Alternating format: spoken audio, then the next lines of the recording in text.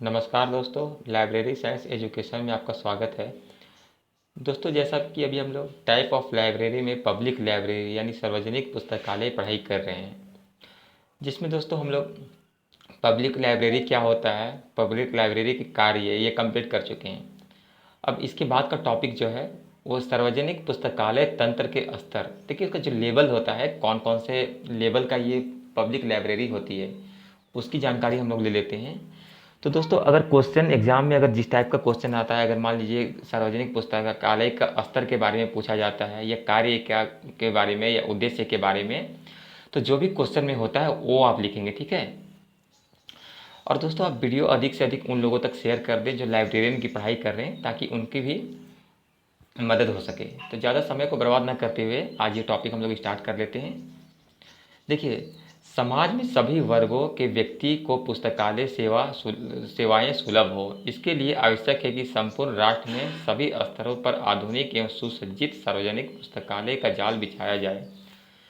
कहने का मतलब क्या है कि देखिए, जो भी स्तर के लोग होते हैं, जैसे मान लीजिए कोई किसान है या फिर कोई टीचर हैं या फिर कोई अगर इंजीनियर हैं, तो सभी प्रकार के लोगों के लिए सभी तरह के पुस्तकालय होने चाहिए। जो किसान है उन लोगों को खेती बाड़ी संबंधित, बीज संबंधित जानकारी होनी चाहिए, तो उनके लिए अलग पुस्तकालय होनी चाहिए जो ग्राम स्तर पे होती है।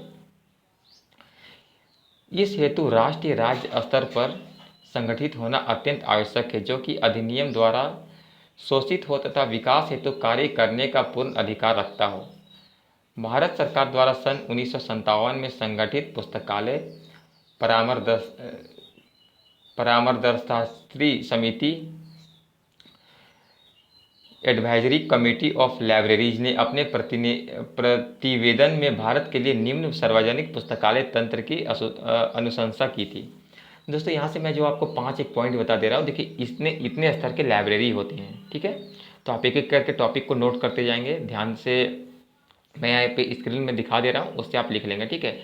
राष्ट्रीय पुस्तकालय, जिसे नेशनल लाइब्रेरी कहते हैं। देखिए, राष्ट्रीय पुस्तकालय के बारे में हम लोग एक बार अलग से एक टॉपिक स्टार्ट करेंगे, जो राष्ट्रीय लाइब्रेरी के बारे में डिटेल में पढ़ाई करेंगे, क्योंकि देखिए कभी कभी शॉर्ट क्वेश्चन में नेशनल लाइब्रेरी के बारे में भी एग्जाम में आ जाता है, ठीक है। राज्य केंद्रीय पुस्तकालय, जिसे स्टेट सेंट्रल लाइब्रेरी कहते हैं। जिला पुस्तकालय, जिसे डिस्ट्रिक्ट लाइब्रेरी कहते हैं। प्रखंडीय पुस्तकालय, जिसे ब्लॉक लाइब्रेरी कहते हैं। और पंचायत पुस्तकालय, जिसे पंचायत लाइब्रेरी कहते हैं। तंत्र की प्रत्येक इकाई का संक्षिप्त चर्चा कर लेना यहाँ समीचीन होगा। अब सबसे पहले नेशनल लाइब्रेरी, ठीक है, इसको हम लोग देख लेते हैं। और दोस्तों, ये जो टॉपिक नेशनल लाइब्रेरी है, ये देखिए ये काफ़ी इंपॉर्टेंट है। कभी कभी इंडिविजुअल राष्ट्रीय पुस्तकालय यानी नेशनल लाइब्रेरी के बारे में क्वेश्चन आ जाया करता है। आप प्रीवियस पेपर के क्वेश्चन देख लेंगे तो शॉर्ट क्वेश्चन में नेशनल लाइब्रेरी के बारे में क्वेश्चन आती है। देखिए, यह राष्ट्र का प्रतिनिधि पुस्तकालय होता है, जहाँ सामान्यतः देश में प्रकाशित समस्त पुस्तकों को संग्रहित किया जाता है एवं शोधकर्ताओं को सुविधा के लिए विश्व के किसी भी देश में प्रकाशित पाठ्य सामग्री को प्राप्त कर शोधकर्ता को उपलब्ध कराने का प्रयास किया जाता है। इस पुस्तकालय द्वारा राष्ट्रीय वाङ्मय सूची का निर्माण कर उसे प्रकाशित करने का भी कार्य किया जाता है। चैंडलियर के अनुसार, देखिए जो नाम मैं बता रहा हूँ चैंडलियर, तो दोस्तों नाम को आप काफ़ी विशेष ध्यान देंगे, ठीक है, क्योंकि नाम अगर आप लिखते हैं तो ऐसा एग्जामिनर को लगता है कि ठीक है आपने पढ़ाई किया है, क्योंकि मेरा कोई पढ़ाई किया नाम तो लिख नहीं सकता है। राष्ट्रीय पुस्तकालय का प्रावधान संपूर्ण राष्ट्र की रुचियों को संतुष्ट करने के लिए किया जाता है। तो ये राष्ट्रीय पुस्तकालय यानी नेशनल लाइब्रेरी का ये डिफिनेशन हो गया, ठीक है। अब देखिए, राष्ट्रीय पुस्तकालय के कार्य क्या क्या राष्ट्रीय पुस्तकालय के कार्य होते हैं वो देख लेते हैं। सार्वजनिक पुस्तकालय के क्षेत्र में इसका सर्वोच्च स्थान होता है। यह राष्ट्रीय पुस्तकालय नीति को प्रशस्त कर राष्ट्र के सभी पुस्तकालयों का मार्गदर्शन करता है तथा वाङ्मयी एवं सहकारी गतिविधियों के समन्वय केंद्र के रूप में कार्य करता है। इसके मुख्य कार्य निम्न है। देखिए, इसका जो टोटल मैं अभी आपको टोटल 9 कार्य बताऊंगा, 9 वर्क होते हैं कि ये क्या क्या काम होते हैं नेशनल लाइब्रेरी के, ठीक है। देखिए, सबसे पहला क्या है, राष्ट्र के साहित्य का केंद्रीय संग्रहण। सेकंड में राष्ट्रीय वाङ्मय सूची का प्रकाशन, राष्ट्रीय वाङ्मय सूचना केंद्र के रूप में कार्य करना। फोर्थ है विश्व स्तर पर अनंत पुस्तकालय आदान प्रदान करना। पुस्तकालय तकनीक में शोध करना, अंतर्राष्ट्रीय विनिमय केंद्र के रूप में कार्य करना, तकनीकी सेवाओं का आदान प्रदान करना। और 8वां नंबर में है राष्ट्रीय पुस्तकालय तंत्र यानी नेशनल लाइब्रेरी सिस्टम के शीर्ष के रूप में कार्य करना। और जो लास्ट है, राष्ट्र में पुस्तकालयों के संबंधित परामर्श देना। तो ये नेशनल लाइब्रेरी है। अगर देखिए क्वेश्चन शॉर्ट में आता है तो आप इतना भी लिख लेंगे, तो वहाँ से क्या लिख लेंगे, तो ये थोड़ा सा इसके बारे में हम लोग एक बार फिर से डिटेल में पढ़ाई कर लेंगे, ठीक है, नेशनल लाइब्रेरी के बारे में। अभी ओनली ये इंट्रोडक्शन हो रहा है। अब देखिए राज्य केंद्रीय पुस्तकालय, जिसे स्टेट सेंट्रल लाइब्रेरी कहते हैं। प्रत्येक राज्य में स्वशीर्ष पुस्तकालय राज्य के केंद्रीय पुस्तकालय के रूप में स्थापित किया जाता है, जो राज्य के पुस्तकालय तंत्र को नेतृत्व एवं मार्गदर्शन करता है। डॉक्टर रंगानाथन के अनुसार इसके 3 प्रमुख भाग एवं उसके निम्न कार्य हैं। पहला है स्टेट कॉपीराइट पुस्तकालय।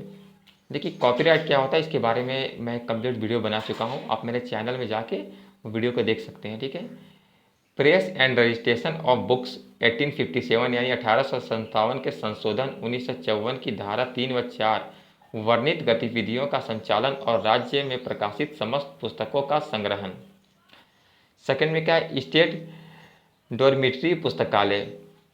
राज्य के विभिन्न पुस्तकालय को निष्कासित अनुप्रयोग पुस्तकों को सुरक्षित रखना, जिससे उसकी मांग होने पर उपलब्ध करवाया जा सके। राज्य सेवा पुस्तकालय, जिसे राज्य के स्थानीय निवासियों को पुस्तकालय सेवा उपलब्ध कराना। राज्य केंद्रीय पुस्तकालय के प्रमुख कार्य इस प्रकार हैं। अब देखिए कार्य, दोस्तों कार्य काफ़ी इंपॉर्टेंट हो जाता है। और दोस्तों मैं आपसे रिक्वेस्ट करना चाहूँगा कि आप मेरे चैनल में जाके जो डॉक्टर रंगानाथन के 5 सूत्र के बारे में बताया गया है वो वीडियो को कंप्लीट आप देख लें, क्योंकि वो कंफर्म हर बार एग्जाम में आती है किसी ना किसी फॉर्म में। कभी प्रथम लॉ के बारे में पूछ लिया जाता है, कभी सेकंड लॉ, इस तरह से 5 लॉ होते हैं, तो पाँचों को आप देख लें, ठीक है। और मैंने लाइब्रेरी का इतिहास के बारे में भी एक अलग से वीडियो बना चुका हूँ, 29 मिनट के आसपास का वीडियो है, तो उसमें कंप्लीट लाइब्रेरी का इतिहास का चर्चा की जा चुकी है। तो अभी तक अगर आप वो वीडियो को नहीं देखे हैं तो वीडियो को देख लें, ठीक है। और अगर आपको लगता है कि चैनल आपको सब्सक्राइब करना चाहिए तो बिल्कुल आप कर सकते हैं, क्योंकि जो भविष्य में मैं वीडियो बनाऊंगा इसमें वीडियो आपको रेगुलर मिलती रहती है। कभी कभी बाय मिस्टेक में एक दिन वीडियो गैप हो जाती है, क्योंकि कभी किसी कारणवश मैं वीडियो अपलोड नहीं कर पाता हूँ, लेकिन मैक्सिमम टाइम में आपको इसमें डेली एवरीडे वीडियो मिलती रहेगी। तो अगर आप लाइब्रेरी की पढ़ाई करें तो मुझे लगता है ये आपका बेस्ट सोर्स ऑफ इंफॉर्मेशन होगा। यहाँ पे मैं स्क्रीन में आपको वर्ड बाय वर्ड भी दिखा दे रहा हूँ। और दोस्तों आप मेरे चैनल के अबाउट में आप जाके देख सकते हैं, वहाँ पे मैंने अपना ईमेल आईडी भी दे दिया है। अगर आपको कुछ ऐसे डाउट हो तो आप हमें पूछ सकते हैं, वहाँ मैं बिल्कुल सबका जितने लोग भी मेल करेंगे मैं वहाँ पर रिप्लाई करूँगा, लेकिन वो जानकारी संबंधित ही क्वेश्चन होने चाहिए, ठीक है। चलिए कार्य देख लेते हैं। राज्य में प्रकाशित सरकारी व गैर सरकारी प्रकाशनों का संग्रह करना। सेकंड में सामान्य एवं विशिष्ट विषयों का वाङ्मय सूचियों का निर्माण करना। राज्य के पुस्तकालयों का मार्गदर्शन व नेतृत्व करना व तकनीकी जानकारी प्रदान करना। फोर्थ में राज्य स्तर पर वाङ्मय सूची का संघीय सूचना का निर्माण करना। फिफ्थ में राज्य स्तर के अंतर पुस्तकालय आदान प्रदान केंद्र के रूप में कार्य करना। सिक्स में है पंचवर्षीय योजनाओं संबंधित सूचनाओं के लिए सूचना का प्रचार केंद्र के रूप में कार्य करना। सेवंथ में है राज्य सरकार को पुस्तकालय संबंधित मामलों में परामर्श देना। तो दोस्तों ये सब जो लाइब्रेरी है उसके कार्य है, ठीक है। अब देखिए पंचवर्षीय योजना ये क्या होता है, तो इसके बारे में अभी हम लोग यहाँ पे चर्चा नहीं करेंगे, क्योंकि इकोनॉमिक्स में आप लोगों ने पढ़ा होगा, और अगर आप नहीं पढ़े तो इसे आप पढ़ लें, ठीक है। लुसेंट जनरल नॉलेज बुक में भी ये अवेलेबल है, क्योंकि ये कॉम्पिटिटिव एग्जाम में मैक्सिमम ये क्वेश्चन पूछे जाते हैं, ठीक है। अब जिला पुस्तकालय से डिस्ट्रिक्ट लाइब्रेरी कहते हैं, ठीक है। यह राज्य पुस्तकालय तंत्र की महत्वपूर्ण इकाई है।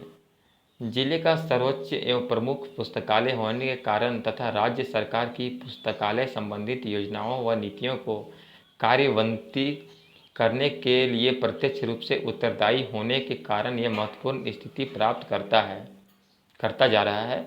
यह जिले के नगरीय एवं ग्रामीण दोनों क्षेत्रों में पुस्तकालय सेवा की व्यवस्था करता है। इसके अधीन चल पुस्तकालय, शाखा पुस्तकालय व वितरण केंद्र कार्य करता है। तो ये डिस्ट्रिक्ट, बस दोस्तों ये जो पुस्तकालय है यानी डिस्ट्रिक्ट लाइब्रेरी, इसे आप देख लें। प्रखंडीय पुस्तकालय जिसे ब्लॉक लाइब्रेरी कहते हैं। पुस्तकालय सेवा का लाभ भी पंचायतों एवं गांवों तक पहुंचाने के लिए खंड स्तर पर प्रखंडीय पुस्तकालय स्थापित किए जाते हैं। इसका मुख्य कार्य अपने क्षेत्र की जनता को पाठ्य सामग्री उपलब्ध करवाना एवं अध्ययन रुचि का विकास कर उनमें पुस्तकालय के प्रति जागृत उत्पन्न कराना है। अब पंचायत पुस्तकालय जिसे पंचायत लाइब्रेरी कहते हैं। देखिए, प्रत्येक पंचायत स्तर पर ग्रामीण जनता की अभिरुचि को ध्यान में रखते हुए पंचायत पुस्तकालय स्थापित किए जाते हैं और अपने क्षेत्र की जनता को पुस्तकों के माध्यम से शिक्षित करते हैं तथा अध्ययन रुचि का विकास करते हैं। तो दोस्तों, यहाँ से हम लोग लेवल ऑफ लाइब्रेरी यानी कि जो स्तर है लाइब्रेरी का, पब्लिक लाइब्रेरी का, वो हम लोग कंप्लीट यहाँ पे जानकारी ले लिए हैं।